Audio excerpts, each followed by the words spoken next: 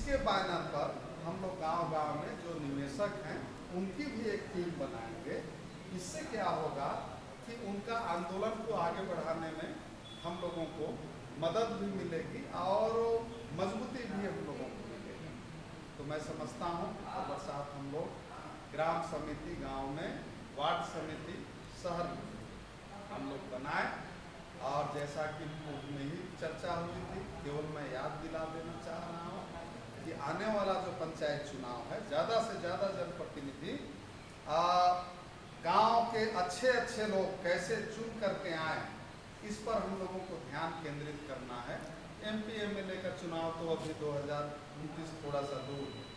हमारे पास संगठन होगा, हर बूथ में हमारे मजबूत कार्यकर्ता होंगे, वहाँ पर हमारा जनाधार होगा, तो निश्चित रूप से हम पंचायत चुनाव भी ज़्यादा से ज़्यादा जीत सकते हैं पदों पर, और आने वाला MP MLA चुनाव में भी हम जीत सकते हैं।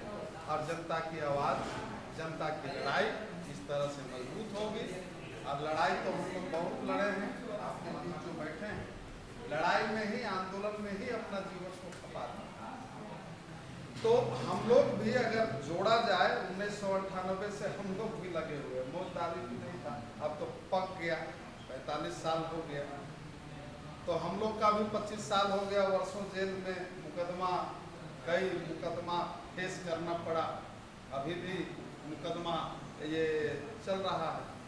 तो हम ये कह रहे हैं कि लड़ाई तो लड़ना ही है, लेकिन हमारे पूर्वजों के द्वारा, हमारे शहीदों के द्वारा, जिनका हम आज शहादत दिवस के मौके पर बैठे हैं, भाई बहन सभी लोग लड़ाई में ही शहीद हो गए।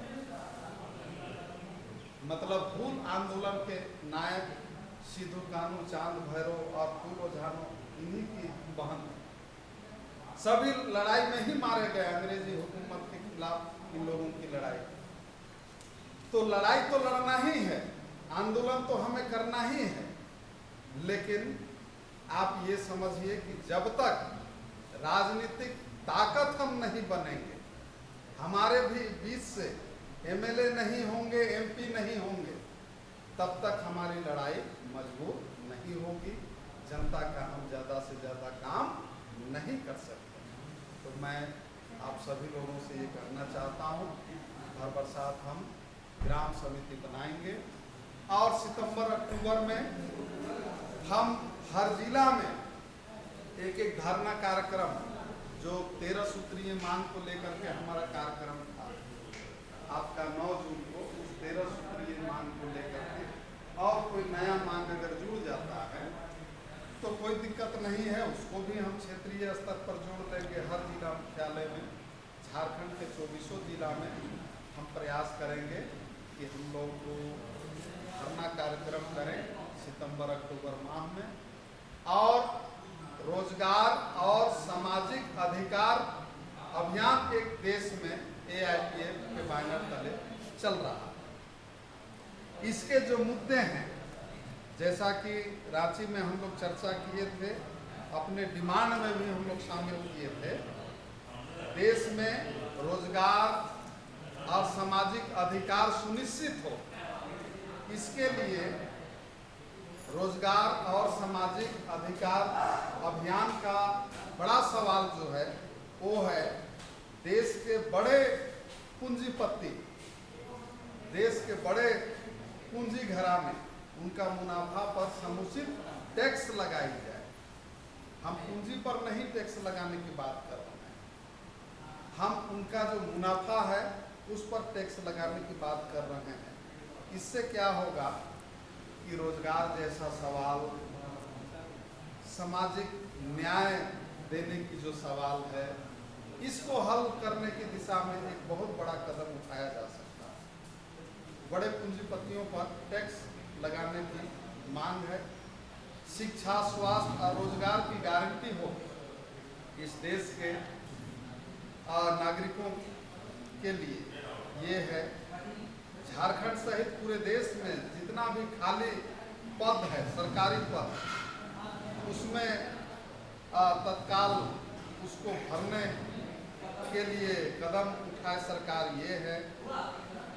हर व्यक्ति के सम्मानजनक जीवन की गारंटी के लिए काम हो इस देश में, ये आपका रोजगार और सामाजिक अधिकार अभियान का डिमांड बड़ा है।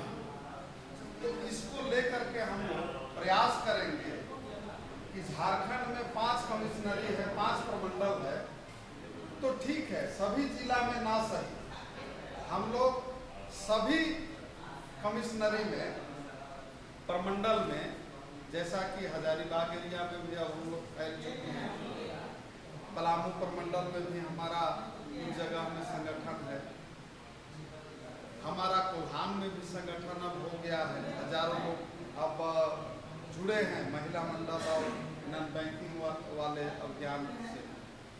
तो मैं समझता हूं कि हर प्रमंडल में हम राष्ट्रीय सम्मेलन के पहले, AIPF का जो राष्ट्रीय सम्मेलन है दिल्ली में, हम लोग कम से कम 500 वैसे लोग, भीड़ नहीं, एक गांव से 100 उठा के ले आए ऐसा नहीं, कुछ चुनिंदे लोगों को लेकर के, गांव पंचायत के प्रतिनिधियों को लेकर के हम लोग प्रमंडल स्तर पर रोजगार और सामाजिक अधिकार अभियान जो है